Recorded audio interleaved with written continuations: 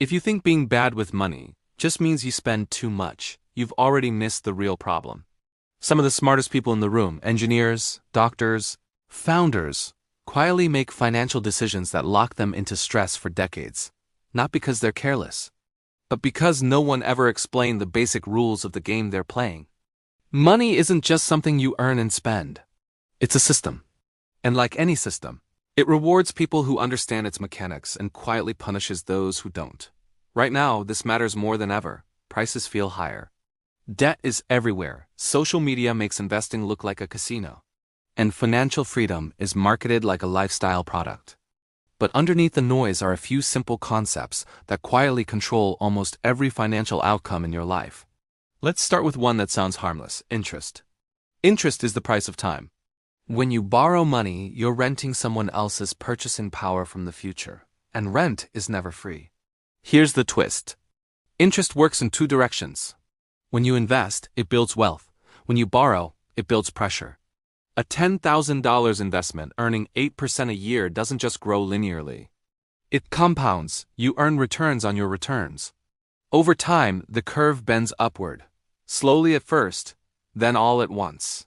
That's compound interest, often called the most powerful force in finance. But flip it around.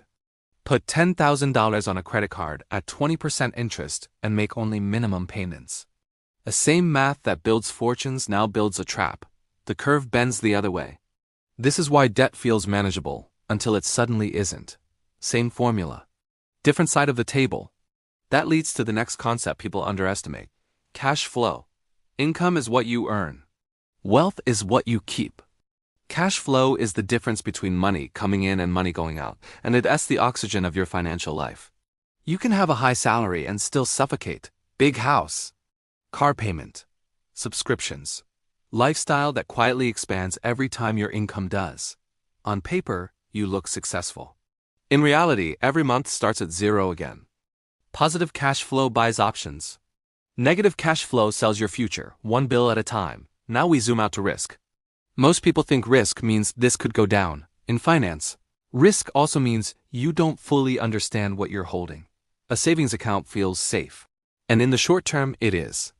But if inflation runs at 5% and your money earns 1%, your purchasing power is shrinking every year. Quietly, no red numbers, no alert, just less future for the same effort. On the other side, stocks feel risky because prices move daily. But over long periods, owning productive companies has historically outpaced inflation. So the safe choice can be risky long term, and the risky choice can be safer, if your time horizon is long enough. Time changes what risk means. That connects to another basic concept people skip: assets versus liabilities. An asset puts money into your pocket. A liability takes money out. Sounds obvious. It isn't. A car is useful, it gets you to work. But financially, it's usually a liability. Payments, fuel, insurance, maintenance, constant outflow. A rental property that generates more income than expenses? That's an asset. The confusion happens because we mix emotional value with financial function. Something can improve your life and still weaken your balance sheet. That's fine, as long as you know which is which. Then there's leverage. Leverage means using borrowed money to amplify an outcome. It's how businesses expand. It's how real estate investors buy properties. It's also how people blow up. With leverage, small gains become big gains. But small losses also become big losses. When markets are calm, leverage looks like intelligence. When markets move fast, leverage reveals who was swimming without a life jacket. Leverage doesn't create risk, it concentrates it. Now layer all of this onto one giant force sitting above your personal finances: inflation. Inflation isn't just prices going up, it's your money buying less of the world over time. If your income and investments don't grow faster than inflation, you're moving backward, even if the number in your bank account is higher. This is why simply saving money isn't a complete strategy anymore. You have to think about growth, not just storage. And here's the uncomfortable math tying everything together. Time magnifies every decision. Start investing early, and compounding does most of the heavy lifting. Start late, and you have to contribute far more for the same result. Carry high-interest debt for years, and a small purchase turns into a long-term burden. Ignore inflation for decades, and safe money quietly erodes. Finance is less about dramatic moves and more about trajectories.